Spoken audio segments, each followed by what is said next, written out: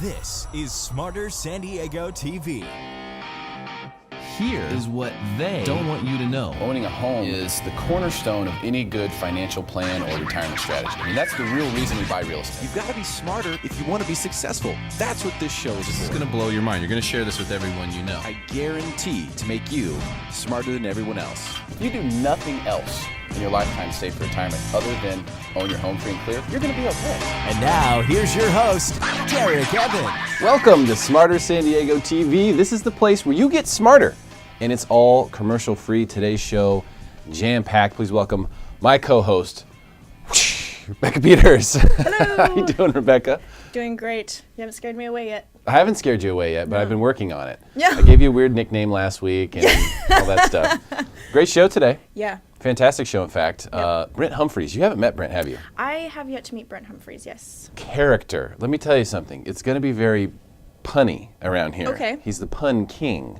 Okay. So he'll be entertaining us. We also have some cool social media stuff for his segment. He's a punny guy. Voltaire Lepe is here today. Nice little surprise. Right. I don't know what Voltaire wants to talk about. We'll find out soon enough. I have no idea. Maybe that's Voltaire flying above us right now. Maybe he wants to talk about jet fighters. Yeah, right. It'll be interesting for sure. But you know, I get when people tell me, "Hey, I got something to say," and I know them, I tend to bring them on the show. Brian DeVore has a special guest today. Yes, Mr. Carlsbad. Do you know Mr. Carlsbad, the attorney that he's bringing on today, Brenda Geiger? She's like one of the top attorneys in San Diego, definitely one of the top attorneys in Yes. Carlsbad. We're going to talk about some really interesting stuff, and we have some really cool social media stuff too. Yeah. From Carlsbad, the Carlsbad Post this week, so that should be interesting. Yeah, and Brian always has something good to say. Pretty important information to property owners, I believe. That's exactly right. We're going to talk about the law regarding that and a lot of stuff people need to know, especially about investment properties. Really key stuff. Big Daddy's back. Big Daddy is back. Does it feel like he's on every week? It does. It feels like we just talked to Big Daddy. It's totally okay. He's got so much to say. That's what I Yep. mean. It's like there's so much going on. His radio show's blowing up. Yeah, I'd love to learn more about his radio show. I know last time he mentioned he's going to have some very special guests on, so maybe he'll give us a little... Well, I know he went to Madonna twice in the same week, so he's bound to be on top of the world. All right. When he comes in today. That should be interesting. Elizabeth Story's back. Yes. As well. She's also bringing a heavy-hitting attorney from the Del Mar area, Okay. Elaine Blaine. So I can't wait to have them both on the show. They have a very fun subject to talk about. Yeah, not not. exactly fun, but we're going to make it fun. Yes. 'Cause that's what we do here. It's going to actually be pretty interesting, Yeah. the way that we've laid this out. We didn't do social media on this one, but I think because both of them have so much to say, it's going to work out perfectly. Yeah. Should be good. And we're closing things off today. Scripps Ranch action. Scott Ryan. Scott Ryan and Bob Ilko. You know Scott has become like famous in Scripps Ranch because of Really? the show. Totally. He's Mr. Scripps Ranch. Everywhere he goes, people recognize him from the show in Scripps Nice. Ranch. Isn't that crazy? That's awesome. Totally crazy. So he's bringing on somebody from the SCRA, which is the big council over in Scripps Ranch that basically, SRCA I should say, that sort of manages all the different things that are going on. It's a really cool organization.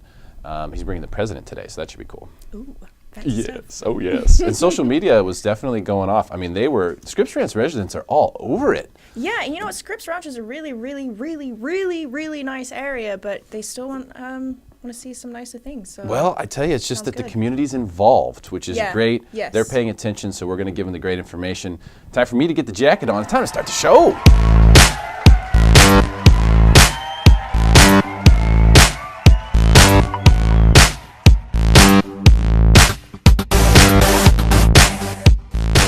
The next guest on Smarter San Diego TV is our Scripps Ranch community correspondent. He is joined by the president of the Scripps Ranch Civic Association. Please welcome back Scott Ryan and his guest, Bob Ilko. Well done. All right. Welcome to the show, guys. Thanks, Derek. How you guys doing? Great. Scott, you're a pillar in the community at Scripps Ranch. Congratulations to you for being out there so much, caring so much about the community, bringing great people, guests onto the show. We really appreciate you. I just want you to know that. You decided to bring Bob today. Yep. I decided, Scripps Ranch is such a great place. Why not bring one of the most influential people on here? Yeah. Being the president of the Civic Association, Bob is a great person to represent our community. So. Absolutely. And we had a lot of people, Bob, on Facebook. As I saw you got in there. Yes. You got in there. You I took the gloves off. respond to everybody. Did you? I do. Tell us about the SRCA. We're not a homeowners association. We are a volunteer town council. We have 27 people on our board, 22 of them are elected district representatives. And we are the hub for information, advocacy, events, and activities in Scripps Ranch. Okay. So when it comes to you don't have necessarily any responsibilities. You guys are a self-created organization trying to better the community. Absolutely. Okay. So some of the comments, people think you guys are in charge of stuff. Like, we need a new bridge here, we need to clean this area up. It's pretty funny. But, at the same time, you're the people of Scripps Ranch, so you're probably capable of just about anything. Yeah, we've been able to get things accomplished. One of the comments was about a dog park, and the city water department doesn't build parks, but they built a demonstration garden, which now turned out to be an unofficial dog park. And yes, they asked us what we wanted, and we told them to cover it. And we found a way to get grass, open space, without building a park. Gotcha. So we would like to build another dog park. We have 2 more opportunities to do that in Scripps over the next few years. Oh, you do? Yes, we do. Well, people will be very glad to hear about that, because dog park was like one of the things that was a big deal for people on there, right? Yeah. Let's go ahead and get to social media here, Rebecca. Yep, so the post says, Scripps Ranch, we want to know what you think about the Scripps Ranch Civic Association. What would you like to see them working on or towards for Scripps Ranch? Christian Hansen says, build a pedestrian bridge over Pomerado from Scripps Ranch Boulevard to Scripps Ranch Row for middle school kids who walk to school. They have to use the crosswalk during morning rush hour, which causes a traffic nightmare and is very dangerous for the children. Now, this one is really interesting because we had 22 thumbs up Yes. on that one, which was the most in the thread, which is a lot for a comment. And so this is a big deal, but I know, Bob, this isn't necessarily something you guys are responsible for, but I know you've been involved in something similar to this. At the Marshall Middle School, I spent about 8 years on the design, development, and construction of the middle school. And we asked the school district to look into building a pedestrian bridge, how you can build it. There's issues of eminent domain, wetlands mitigation, the practical use of, well, kids use it. Mira Mesa has a pedestrian bridge, and the kids still cross the road because it's a lot quicker than going up, over, down, and then across the road. So it's a practical issue, but the school district has to fund it. And the cost of middle school went over budget, and the school district doesn't have money to build a pedestrian bridge. And is this something where you could somehow get the residents of Scripps Ranch to say, hey, you guys want a bridge? Let's get a GoFundMe going here. Could be done. It could be. In Sabre Springs, they bought a bridge. It took the federal government to fund it, but it's possible. Okay, so it's possible. So you're saying there's a chance, Bob. Yes. The residents of Scripps Ranch really care about this, Scott. It's a big deal. When it has to do with the school and the kids, maybe you could get people involved. I mean, absolutely. I have 3 kids, and eventually they're going to be at Marshall Middle. It's from a design aspect, you see a lot of parents dropping off out of convenience of not having to go into the school. But from a safety perspective, I could see why people would want it. I just don't know how feasible it actually is going to be. Yeah. Well, don't shoot the messenger here, Christian. Yeah. We're just telling you what's up. It is what it is. We're obviously trying to do everything we can here. What else do we have, Rebecca? We have Lydia Weber, who says a designated dog park would be great. Also more biking lanes, or convert sidewalks into bike lanes, as no one walks on sidewalks very often. Now, I don't know about this because I don't live there, but I've never seen a biker in Scripps Ranch. Is that a really big deal?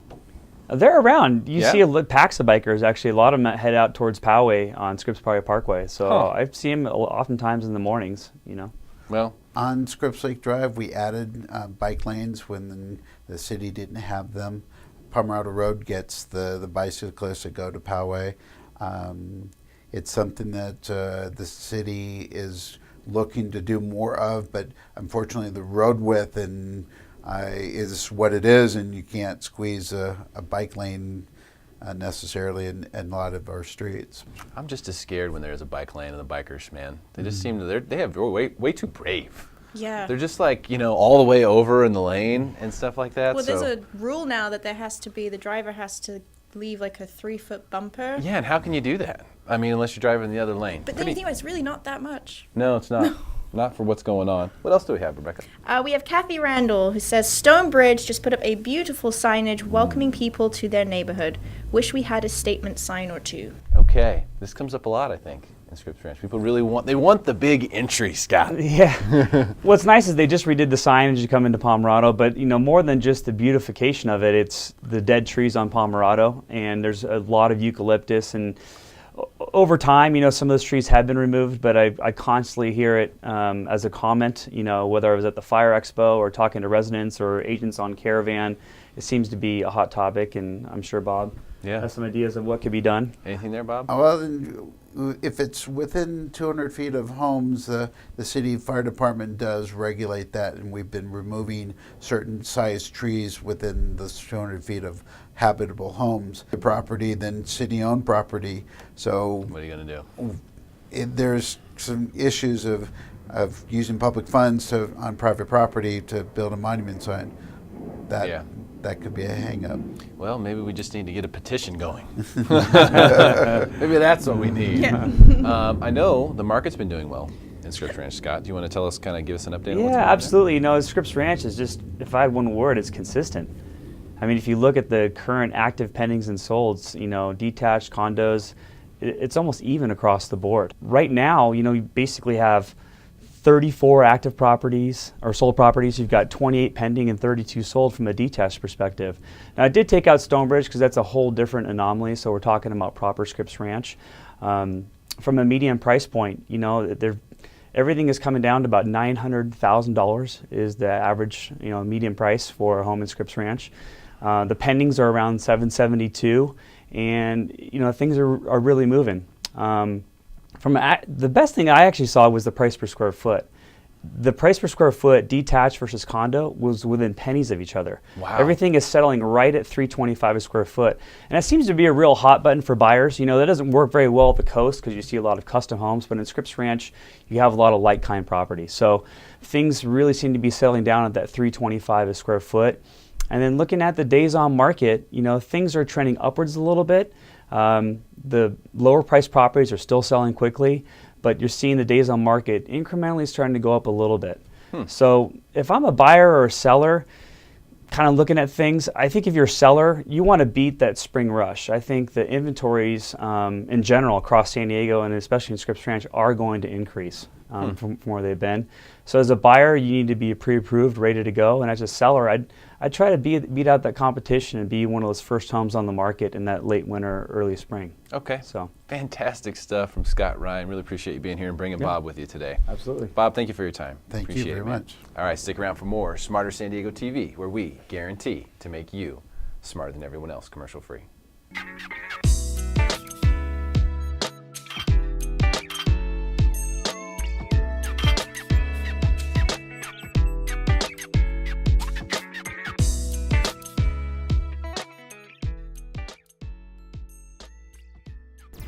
The next guest on Smarter San Diego TV is our Golden Hill community correspondent. Please welcome back to the show, Voltaire Lepe. There he is. Voltaire's in the house. What's up, my man? Not much, just chilling. How are you? Good.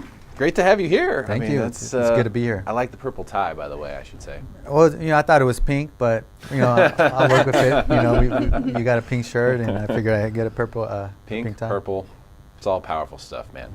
Golden Hill. Very, very hot area of San Diego right now. You decided to move your office to Golden Hill. Yes, I did. Recently, which is really cool. But the market there is very, very hot. Tell me why the market is so hot in Golden Hill. There's multiple reasons. One reason is just how central it is to everything else. So it's right smack down in the middle of San Diego. It's close to downtown, so there's a lot of people that live in downtown. Right now, they live in condos, etc. Maybe they're getting priced out of those condos, and if they want a home, Golden Hill is right up the street. So basically, you could walk to downtown. Back in the day, they used to have a streetcar that would go from downtown through Golden Hill. Really? Yeah. So that's how close it is. You have incredible views of downtown, and a lot of people in the neighborhood that in the surrounding areas like North Park, South Park, Mission Hills, Hillcrest. Those rents are going up really high. and then the prices of homes are going up really high, and Golden Hill is still relatively affordable, just for the location that it's in. You also see like type of homes. I mean, the style of homes in Golden Hill is pretty awesome. There's a lot of Victorian style homes, early 19th century, even late 1800 type of homes, and back then that was where a lot of wealthy people would live, and that's why these homes are like gigantic homes and really cool. And I've heard a lot of people are moving because there's a lot of like culture in that area where there's still like a huge mix of different type of people there. Yeah. Yeah. I think we should fire up the streetcar again. I think we should Yeah. get the Lepe 1012 Yeah. Properties streetcar going from Golden Hill back to downtown. I think you should make that happen, man. Well, once a year they have like a Golden Hill block party that goes actually all the way through South Park, North Park, Golden Hill, and they actually have like a streetcar looking thing, like one of those old town trolley, tour carts, and they go around and they pick up people at different stops and take them to, different restaurants, bars, or wherever they're going for the street fair. So it's pretty cool. Yeah, I think there's That's actually a super lot of cool. people who work in downtown now, but they don't want to live in downtown Right. because they're just too close. It's too close to them, which is interesting. But I'm hearing that a lot lately. So people are going to some of the other areas that are adjacent. Golden Hill, obviously, very close and affordable. Yeah, close, affordable. You can see views of downtown of Coronado, so it's a really awesome place, and that's why, a reason why I moved my office there is just because it's so close to everything, it's so central, and it's really close to the freeway compared to, living in parts of South Park, parts of North Park, where it takes you like 10 minutes to get to, the 805 or the 8 freeway. So it takes you 10 minutes to get there, 25 minutes to get on the freeway. Yeah, pretty much. That's how it works. Let's talk specifically about the real estate market in Golden Hill. I know proximity-wise, it makes a lot of sense. On paper, it's more affordable than some of the surrounding areas. But what's been happening specifically there? As far as prices, I mean, it's really hot. The homes that have sold this year, they're selling for 99.9% of asking price. Wow. Which is insane. I've never heard of that. It's 99.9. When I did, basically the average home is selling for $606,000. The average list price is $607,000. That's incredible. Yeah. So sellers are getting what they want in Golden Hill, and a lot of times, obviously, with the laws of averages, they're getting a lot more than what they thought they could get for their property. So it's a hot market. The days on market is very low. There's limited inventory. There's a lot of people that are kind of on the fence of whether they should sell their property or keep their property. And at the end of the day, they're trying to possibly time the market. But, I know some big time investors that own property in Golden Hill and other areas of town. And, they're kind of telling themselves like, hey, like, maybe it's not the peak yet, but I'm pretty happy where prices are at right now. And a lot of people are selling, not the day-to-day real estate owner, but the more of hey, I own 20 properties, 30 properties, investors that are just saying it's the right time and they're selling. Interesting. Do you agree with them? Those guys, it's hard to disagree. And the reason why is because they accumulated so many properties, and they're worth X amount of millions, and so it's kind of like, okay, well, I've sold a lot of properties. They've accumulated so much wealth, so you kind of got to really take their insight seriously. Yeah. And there's different types of investors out there, and it's funny because sometimes I start asking questions, and some of them are just going off of a hunch. They just say, hey, look at, I've seen the market many times over, and it's real estate's a cyclical thing, and I just feel it's the right time to sell at the right price, because prices are, where they need to be.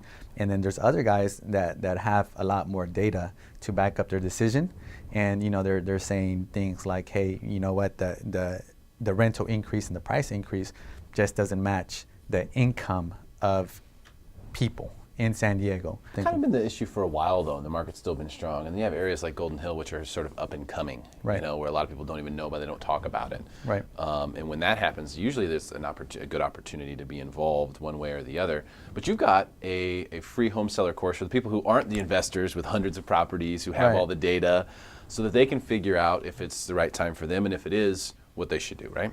Right, of course. So, you know, this free home seller course, the reason why I came about it is because over the years I've prided myself in educating the client, educating the buyer, educating the seller. Just because at the end of the day, they might not be as savvy, or they may need some help in trying to figure out exactly what to do.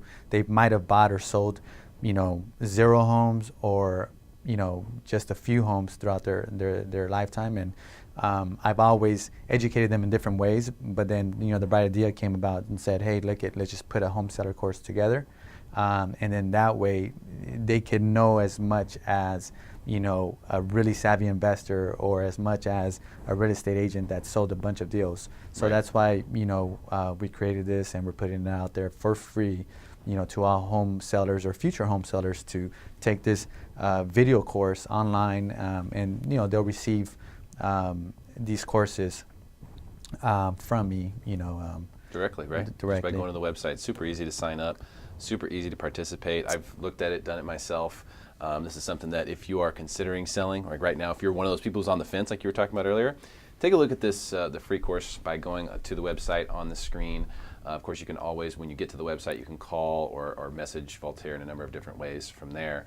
Voltaire, great stuff, man. Thanks for coming in today and telling us more about Golden Hill and what's going on down there. Yeah, thank you. Appreciate your time. Appreciate it. Thank you. Stick around for more Smarter San Diego TV, where we guarantee to make you smarter than everyone else.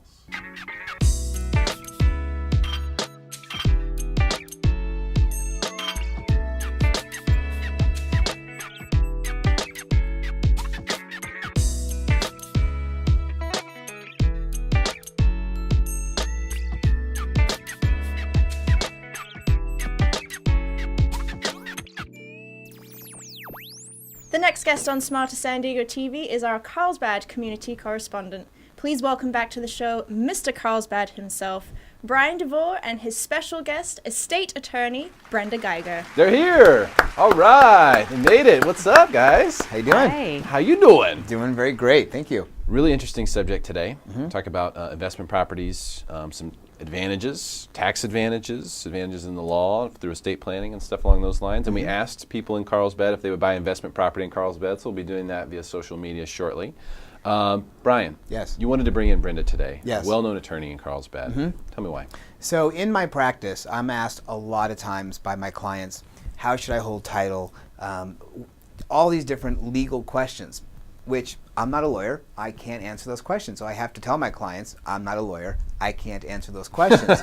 So the good news is I decided to bring Brenda on so now she can tell your viewers the answers that they may have about the law as it relates to real estate. Okay.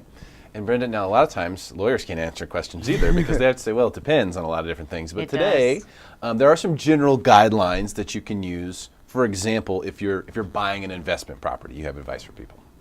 Yeah, typically the best thing to do is to set up a limited liability company. And there are a couple of different reasons for that, but the primary reason is to protect it from creditors. So if you have other things like you own a home, you have other investable assets, maybe even other real estate, you're going to want to protect those assets from being taken in a lawsuit that's against the property that you put into the LLC. And there are ways to do that. So one way would be to create a California LLC, which might be good, but you may want to consider setting up a Delaware LLC and then foreign filing your LLC here in California. And the reason for that is that the charging order is a limited remedy in Delaware, which gives us a little bit more support. It puts another barrier between you and the would-be creditor. Okay, so what you're saying is like if you buy an investment property, let's say it's part of your retirement, you're paying it off so you can get retirement income, and then all of a sudden you get into a car accident, it's your fault, and now someone's suing you, okay? If you have it in an LLC over here, they can't get to it, or let's say they can't get to it as easily as if you just had it in your name. That's actually a secondary benefit, but Okay. the primary benefit is, let's say you had something catastrophic happen on the property and the renters are now suing you. You know, maybe there was a fire because of faulty wiring, or somebody wandered onto the property and got hurt, or maybe the tenant had a dog and did something malicious to somebody that came onto the property as a visitor, they're going to sue the property owner. So if it's in an LLC, they'll sue the LLC and not the person individually. That's really neat. Now, what about, and everyone should do that, it sounds like there's no reason not to do that. Yeah, absolutely. What if I have multiple properties? Do I need multiple LLCs, or can you put those all under the same veil? That is also a depends question, but typically if you want the best creditor protection, having each one insulated in its own LLC is the best course of action. But if you're just starting out and you have 2 or 3 properties and you just don't want to spend all the money to set them up, or you don't want to spend that $800 state franchise tax board fee to California for each individual LLC, you're going to want to make sure that you at least put them all individually or all together in one LLC, and maybe later spread them out among other LLCs. Wow, she's making a lot of work for you here, Mr. DeVore. You're gonna, yes. Mr. Carlsbad, I should say. You're going to have to get on the phone and call all of your property buyers who bought investment properties and say, you got to call Brenda. Well, and that's one of the benefits, like I said, and that's one of the reasons why I like working with Brenda, is my expertise is real estate, and I don't want to even try to guide people in any direction that may not be the most beneficial to them. Brenda is an invaluable asset to do that for me. Yeah, and now we also are talking about, in the world of real estate, let's go kind of to the estate planning side, with regard to property heirs, or if you have property that you plan to leave to someone else. You have tips for that too, right? Yeah, so a lot of people don't realize that the state of the art has changed with estate planning, and most people realize that in California it makes sense to have a revocable trust, and typically a husband and wife will have one together, or somebody that is a single person would have one for themselves, but they're usually going to be listing their children or other heirs that they want to benefit. But the best thing to do is to consider leaving it in a way that's creditor protected. Okay. So what that means is we set up inside the trust a continuing trust that only gets formed upon death. So once the grantor of the trust, the person creating the trust, dies, and then it goes on to the next person or generation, we can set it up in such a way where there's creditor protection from, say, a divorcing spouse, from a bankruptcy, from a lawsuit, or from some other type of creditor. Really? So there's a special way that we can do that. And on top of it, if it's appropriate, we can make that beneficiary controlled by putting the beneficiary on as trustee of their own separate share trust at a stated age. So in my case, my kids at 35 can each take over as trustee of their own separate shares. Wow, that's incredible. Bankruptcy protection? I mean, it's really difficult to insulate yourself from that. Yeah. Does the trigger have to be death, or could there be another trigger established for this trust that automatically starts? You can set up a trust while you're alive that's an irrevocable trust and give assets to that trust and do the same type of planning for a child. You don't have to wait till death. Yeah, that makes a lot of sense. This is great stuff. I'm telling you. Great job, Brian. Thank you. Let's go to social media, because I wanted to find out how many people out there are interested in potentially purchasing a rental property. Yep, it's a very simple question. Would you consider buying a rental property in Carlsbad? Alan Lechuza, I'm sorry if I pronounced that wrong, says yes, without a question. And Dana Rosenstock Green says, if I could, I would. I think the people on social media have the hardest names ever. Like, I've never seen John Smith I know, right? comment. You know, it's always someone with 3 names and 14 letters each. Right. Mr. Carlsbad. Yes, sir. Dana said, I'm going to just call her Dana, if I could, I would. Mm-hmm. Do you think that there are a lot of people who don't realize they could own investment property just because they haven't checked into it? I think that's correct. I think that some people feel that, oh, that's for the very rich people who can afford to buy rental properties. But there are ways to leverage either your money or maybe someone else's money to purchase an investment property, make it part of your estate planning process. So I think that if people researched it some more, there are other ways that they can find out, and I'm happy to share that information with your viewers as well. Yeah, absolutely. I mean, if you want to buy a rental property in Carlsbad, obviously Mr. Carlsbad is the right guy to call. And you have some really cool information to give away today, too, Yeah, right? absolutely. So I'm really excited because there's a lot of different data that's out there available for people to research what home values are doing. One of them is provided by the North San Diego County Association of Realtors called the HomeDex Report. And what's so exciting about it is I can get a report for any zip code throughout Carlsbad, and it talks about how many new listings are on the market compared to last year, how many more homes are in escrow than there were last year. So you can really see different trends of what's happening in the market relative to the rest of the county. So if anyone who's watching is interested in getting one of these reports, either one time or an ongoing basis, they can send me a text message from the number on the screen. I'd be happy to provide that information for them. Okay, that's awesome. So it's almost like a micro market analysis. Exactly. Per zip code. Correct. In Carlsbad, and you'll give it to them for free. And if someone wants it to continue to come every week or every month or however often it's available, you can set that up for them as well. Absolutely. Totally free. Yep. Fantastic. What else is going on in Carlsbad we should know about? You have anything hot on the market? Well, so we do have a listing that's hot on the market, and we just did a complete rehab in this home to make it as appealing as possible to everybody. It's in a community that I know and love, Rancho Carrillo, which we've talked about once or twice before in the show. Mr. Carlsbad has a listing in Rancho Carrillo. I know. In other news, the sky is blue. And so it's a 5-bedroom, 3-bath home, just under 2,800 square feet, and we're listed for a range of $799 to $825. It's actually priced very competitively to the market. We're getting a lot of activity on it, and I'd love to have one of your viewers have the opportunity to take a look at it. Okay, we'll absolutely give them the opportunity to do that. Just text Mr. DeVore if you'd like a private showing. Appreciate you both coming in today. Brenda, thank you for your time. Mr. Carlsbad, as always, you the man. Thank you. Stick around for more Smarter San Diego TV, where we guarantee to make you smarter than everyone else, commercial free.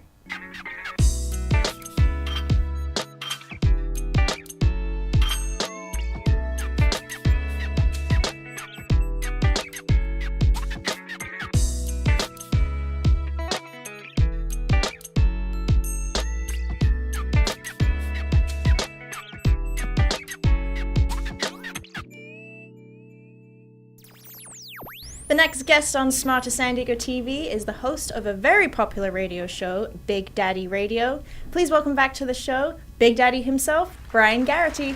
BG's here. What's up, man? How you doing? How you doing? Good to see you. Yes, you, my friend. You. Very well, thank you. Great to have you here. Love it. You know I love it. Yes, I know you do. Now, I think a lot of people know you now for the socks. Yeah, First of all, first and foremost, for the socks. And taking on a life of its own. But a lot of people don't know that you actually went to law school and you were an attorney. I didn't practice. You didn't practice.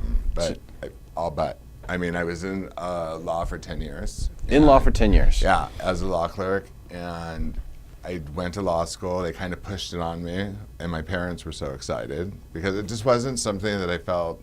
At the time, I was making more than most of the junior attorneys. That was at the time. And I just didn't have that kind of vision. And it was so adversarial that I had, it's a long time ago, but I had like a major health scare at a very young age. And it caused me to think, is this really where I want to be? Is this what I want to do with my life? Yeah. And so I felt like real estate was a good option. I had friends in real estate. They're like, you'd be a great fit. You have the right personality. You've got all that legal background. You really be good with contracts and understanding them and terminology. I was like, yeah. And then that happened, the health scare. And while I was in the hospital for 10 days, I took some deep examination and I was on disability for a couple months, and then I was like, no, I'm not going back. That was a big, hard decision. Big decision, but it's important because, like you mentioned, it's 100, 200 pages to get a real estate deal done these days. Like, you practically need to be an attorney to be able to interpret all that stuff. So you're able to provide a lot of insight in that regard for your clients just automatically. It's built in. It is built in. And today, you have a tip, and this is really just more of like a seller beware type tip. It is, because it's rampant. So especially with inventory being as low as it is, like we've talked about on every segment, you've got to watch out because, number one, you need an agent with experience, and that means you need an agent that knows how to price your house. Something that struck a chord with several people that watched this last time was I had said buying the listing, and people thought I meant an agent is giving them money in order to choose them as their representative or their agent in capacity. And I'm like, no. In other words, buying the listing means you go out, you've probably not done any of your homework, would be my guess. But you go out to the seller, and the seller says, my house is worth $850, and you have every single comparable sale, and there's no chance, no matter how beautiful that house is, that they're going to get more than $700. This just happened. So I really want people to understand that the best agents are the agents that tell the truth. So a good agent they're out there, they do their job, and they tend to try to deliver you good news. The great agents are the ones that aren't afraid to tell you the bad news, that are afraid to tell you that aren't afraid to tell you the truth. Right. And I truly believe that. So you as the homeowner, when you're going to hire, and remember, you're the boss, the homeowner's the boss, it's not the other way around. The agent is working for the seller, although the agent is working to get the seller, or should be, highest dollar for their house.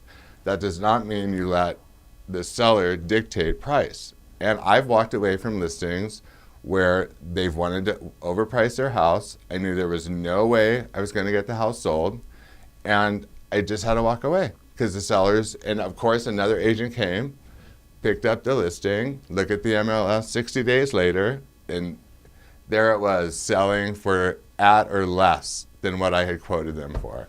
So, and the reason it probably was less than what I had quoted, had they went with me in the beginning and we had done it. See, the longer your house stays on the market, We'll get stale. it goes stale. But it also simply erodes the value. People don't understand that. It sends a mindset to potential buyers who now have access to all of this real estate data. And they start watching the price reductions. And they're like, oh, that house has already had 2 price reductions. I'm going to sit on the side and wait to see how low they're willing to go. Oh, make an offer of 50 grand. Low ball. underneath. Yeah, so low ball. So That's it's one of those two things, right? So when do they throw the low ball in? Maybe the first or second price reduction. But see, now you've set that stage for your seller, and it's very, very hard to unwind. And it is buying the listing. And agents that do that, listen, everyone can have a misstep. But there are agents that consistently overprice homes, and you'll go back and see all their canceled listings or withdrawn. And it's one of those things that it's shocking to me. It's shocking. It's very interesting because, Rebecca, it's like when you are looking to sell your home, it's sort of like opening a bag of chips, literally. Yeah. I mean, you have only so long before those chips get stale. That's a perfect analogy. I mean, and when they get stale, it doesn't matter if you close the bag back up or not. No matter how tight. It doesn't matter No matter now. how tight. It's No matter stale. how tight. That's all there is to it. So we went to social media. We wanted to ask some people about their experiences, sort of draw some conclusions for BG here, to Big Daddy, to tell us exactly, what his opinion is. So let's see what people said. Yeah, so our question was for homeowners. What was your least favorite part about buying a home? Denise Garcia says San Diego is the best city ever, but for middle class to buy a home is almost unheard of. Shame on San Diego. FYI, born and raised. Yes, as if that's San Diego's fault. Yeah, I know. Like, no. It's Shame on not, you, it's San not Diego. San Diego's fault. San Diego for being so For having such a wonderful. booming market. Yeah, shame on you. Seriously. Seriously.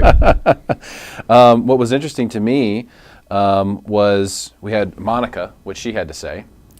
Monica said the least favorite was the sales rep.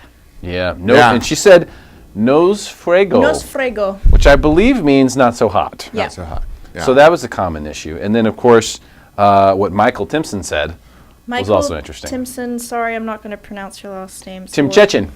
Tim Chechen. That's all right. You got to pass. Achoo! You can do it. The mortgage ball and chain. The mortgage That ball was and his chain. comment. So it See where people are coming goes. from? It It's really goes. interesting. I get it. People are the bubble. How I said it's frothy. Listen to what all those comments are. Yeah. Afraid to buy a house in San Diego. Mortgage ball and chain. Too expensive. All of that. Yes. Too expensive. Can't afford it. Priced out of the market. There's other comments on there exactly to bunch. that effect. Yeah. So to me, back to one of our first segments, when I said the market's frothy, and I got a little bit of flack from other agents, which kind of made me a little pissed because I was like, No. Oh, no, not me. I'll hold back. But because I really, show me. If it's not frothy, show me. Like, how high can these values keep going before it explodes? Yeah. The incomes are not keeping up with the values. So, look, as a seller, it's super important that you do your due diligence. Your cousin who just got their real estate license, who's just embarking on their new adventure, I would highly recommend you take a pass on that. Let them get some experience under their belt. Maybe you ask them, do they work with another agent that has more experience, like Could a they do mentor a co-listing capacity? or something like that? Yeah, absolutely. I mean, I'm not saying don't use a cousin, but why don't you build in a protection with somebody that has substantial experience? This is the attorney. Yeah, I talking can't here. help it. But then I've got the JD, I should say. Yeah, I always say that selling a house is a unique business proposition. Every seller should be treated differently. Every sale should be treated differently. So if everyone's taught, like, have a listing presentation, show them all your pretty photos, show them everything you've sold.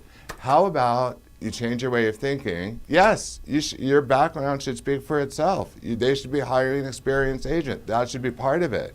But if you're going to sell my house, I want to know, what are you going to do for me to get me the most that's reasonable, that I know is going to fly? Right. And somebody overpricing my home, because sellers are so emotionally involved with their home. This $850 to $700 circumstance I'm telling you, the sellers happened to be there, and they were very, very intense on the house. And they wanted the agents out of the way, and they wanted to show the house. And you've got to remove stuff like that. You need an experienced agent. You need to know where the comparables fall. And if somebody takes your listing and says, let's list high because we'll have room to negotiate, you're shooting yourself in the foot. You're losing money. That's a bad, bad strategy, period. It's buying the listing and it happens too much and it's nonsensical. It's nonsensical. I don't get it. I don't. That's why we love him. That's Big Daddy, Brian Garrity. Make sure you check out his radio show, ESPN 1700, Wednesdays at 2 o'clock. Radio show just blowing up. It is. I love it. Been just amazing. Check it out. Everyone loves this show. And, of course, if you have questions about real estate, this is a guy who will shoot you straight. I guarantee you that. Stick around for more Smarter San Diego TV, where we guarantee to make you smarter than everyone else.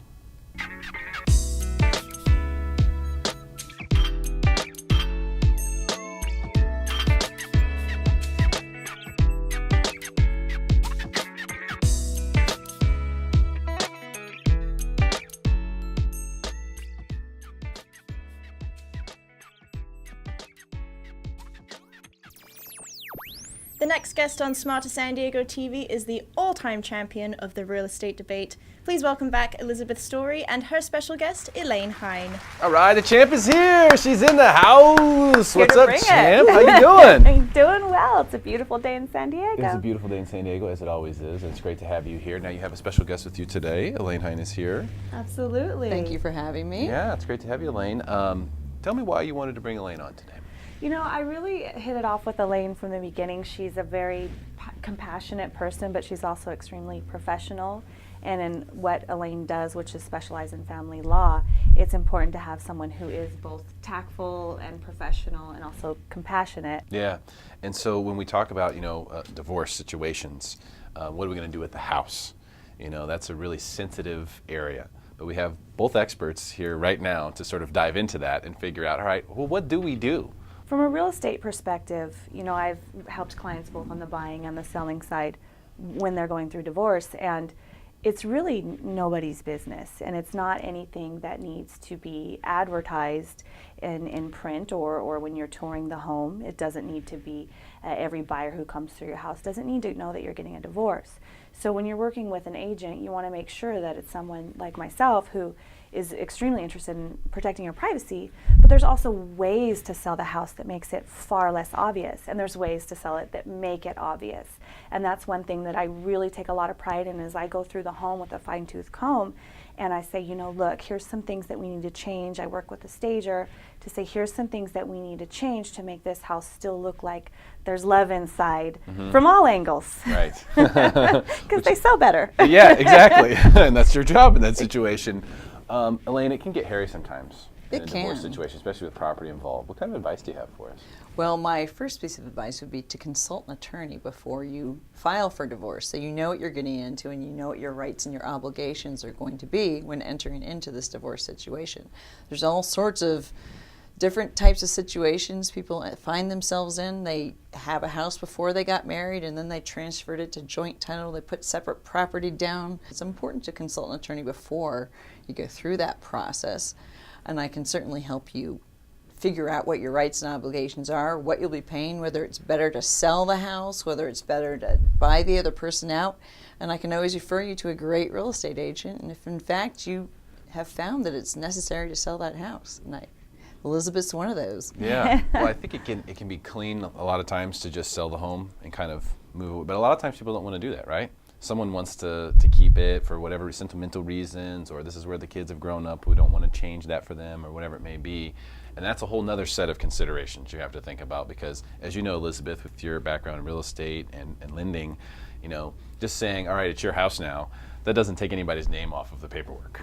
Correct. No, you have to refinance the house in that person's name alone who's going to actually keep the house. And that person has to buy the other person out. Can that be done? I don't know. You have to look at each situation and find out if that's going to be the best thing to do in that situation. Kids stay in the house, you want to keep the house, school district, those are all considerations. Elizabeth, how important is the agent in this circumstance? Because it seems to me like there are enough variables already kind of going on with the people involved in that circumstance. How do you help them in ways that other agents might not be able to? So you need someone, again, who can listen and be compassionate, but also can hear both sides and then help both sides communicate properly. Because it's not about fighting, it's about both people walking away with the best possible outcome. So, the hope and expectation is there will be equity if you have to sell, and that both sides can maximize their equity. So again, it's about working together, because if one side loses money, so does the other. So we want both sides to be profitable, and again, open, honest, consistent communication, but also keeping a level head and having a level playing field so that both sides really feel like they're getting treated fairly. You said something earlier about privacy that really stuck out to me, because I've seen, and I mean just on the open MLS, where it says in the notes, seller's going through a divorce or something like that. It's like broadcast to everyone who's looking at the homes for sale, which includes all the neighbors and anyone who wants to go on a website and find the home that's for sale. That to me is a little uncomfortable. I mean, I've seen that and I'm just going, I can't imagine that the sellers really wanted that. Not only is it rude, but it also affects the value. I mean, if you're going to go buy a house and you think they're selling it because they're moving up, or you're going to buy a house and you know that they're getting a divorce, you might not offer as much if they're going through a divorce, because you might think, oh, there's trouble in the waters. So again, hiring an agent who is professional and understands that it's not about your divorce, but again, it's maximizing the sale, getting it over with as quickly as possible, and getting you out of the situation that you're trying to walk away from as amicably as possible. Yes, that's a key word. Right, Elaine? Oh, definitely. And bringing those two differing minds into one unison when you're trying to decide on a sales price, for instance, or what repairs need to be made prior to sale, or how to stage it, or who's going to mow the lawn. Exactly. Or how are you going to stage it? Are you going to stage it as a man cave or as, Florence, circa 1400s? Exactly. They might have differing opinions there. And then there's disputes that arise once there's an offer on the house. One party wants to accept and the other doesn't. I'm sure Elizabeth can help the parties try and reach an agreement on, provide good advice as to whether to accept that offer. What else should we know, Elaine, from a law perspective, as far as people who might be considering going through, or even going through something like this right now? What are some other things they might be able to think about? Well, like I talked about before, do you have some separate property? Did you make a separate property down payment? Am I going to get that separate property back? Am I going to get it back with appreciation? Is there a prenuptial agreement that was in place that would provide me with the ability to get that appreciation back? Those are all sorts of questions people need advice on before they decide what to do with the house and whether to sell it. If you can't answer those questions, then you have questions yet to ask, because you need to be able to answer those questions. It's fantastic stuff. Elizabeth, you want to take us home? I do. There are a lot of complicated questions to answer, but we want you to know that we're here to help. Both Elaine and myself are available for free, no obligation consultations to help you answer some of the questions about property, value of your home, and whether or not it's the right choice for you to sell, refinance, or what your options are. So please don't hesitate to contact either one of us for a free, no obligation consultation. Great stuff, ladies. Really appreciate you being in here today. Elizabeth, great job bringing in Elaine. Thank you so much for coming. Really appreciate your time. Stick around for more Smarter San Diego TV, where we guarantee to make you smarter than everyone else, commercial free.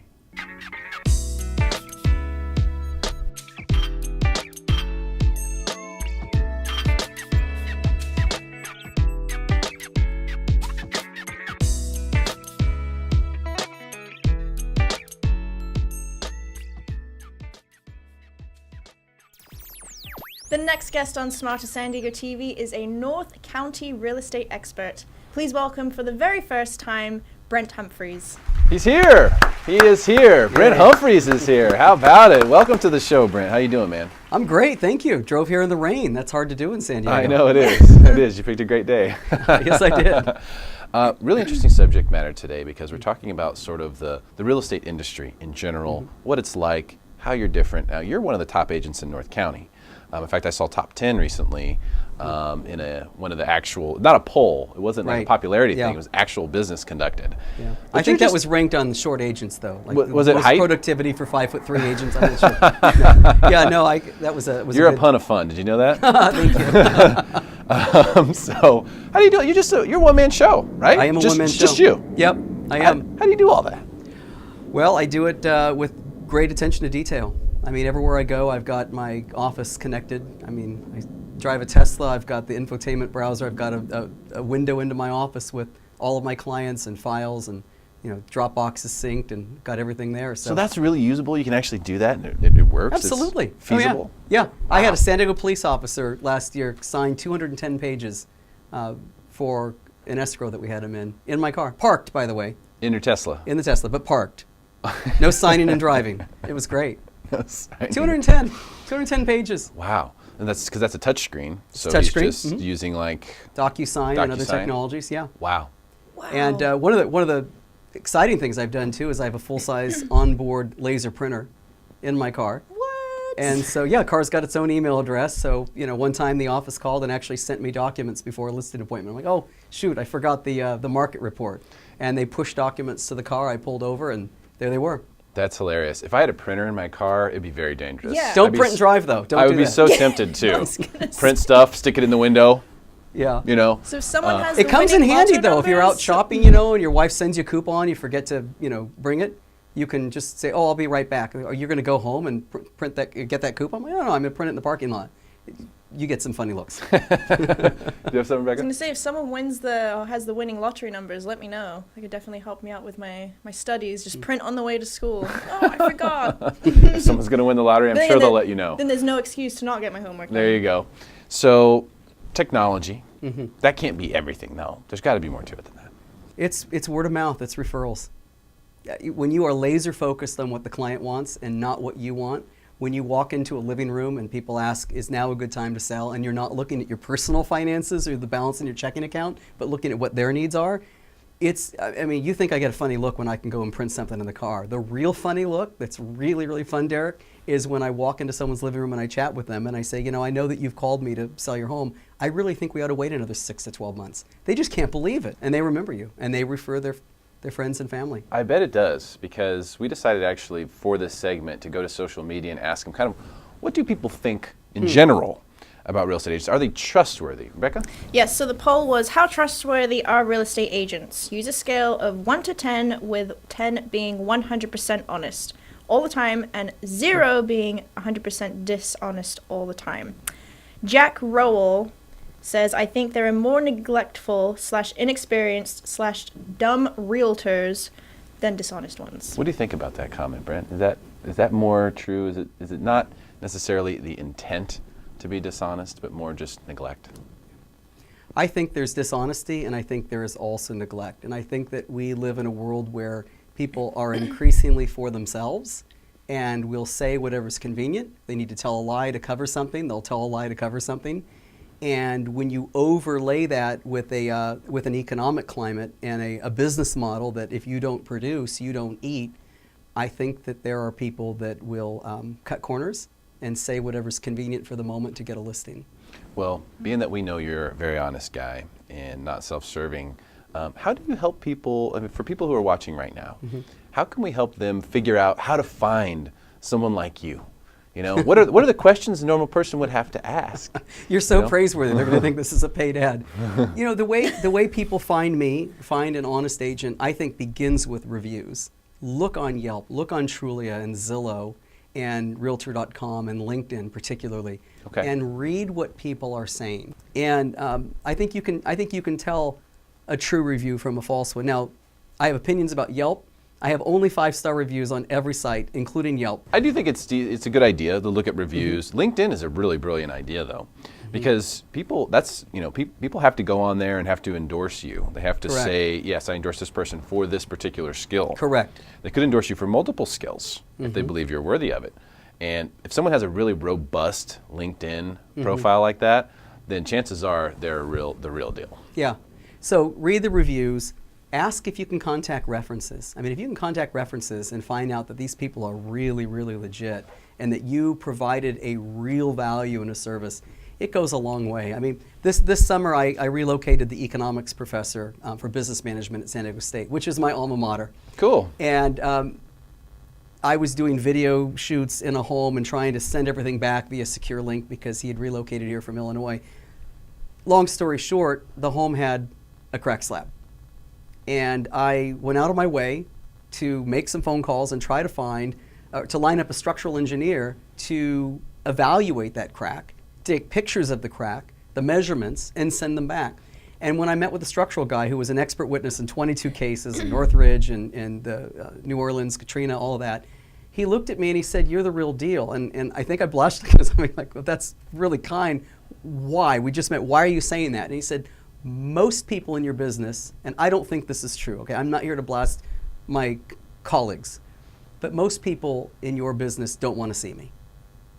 And I said, that's really, really sad, because our oath is to work for these people, to provide diligent, competent advice and counsel and our experience, and let them know if there are pitfalls. I don't know if this crack's a problem, but I want an expert to tell us. Right. Because if this isn't the home, there's another one. There are plenty of homes in California. Well, Brett, I'm going to hold you to it here. So 'Kay. I know you have an offer today that you want to give to everyone for Yes. free.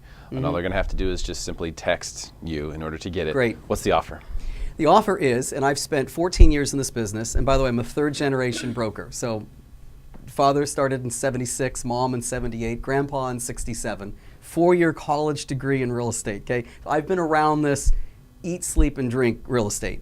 My offer is that if you text 760-333-3333, which is my cell, I will immediately send you my all-time favorite, least expensive home improvements to net you the most money when you sell.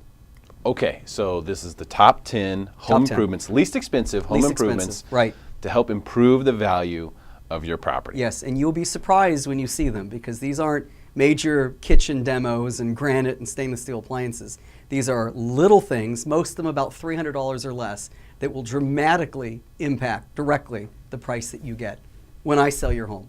Well, I'm gonna be Or anyone. I'll be texting you right now. The number on the screen, text your name and email to that number. That's Brent directly, and he will get you the top 10 least expensive things you can do to improve the value of your home. Brent, thanks for your time today, man. Yeah, thank really you. appreciate you coming in. Awesome. Stick around for more Smarter San Diego TV, where we guarantee to make you smarter than everyone else. Hey, great show, guys. That's a wrap. Jade, what's your schedule look like? Do you mind breaking down the set? Not today, Derek. I'd love to, but there's waves out there. I gotta go. Angela? Nikki? Yeah, I gotta go beat traffic. And I think Nikki's making something up there. Look at this. We did this. We did all of this.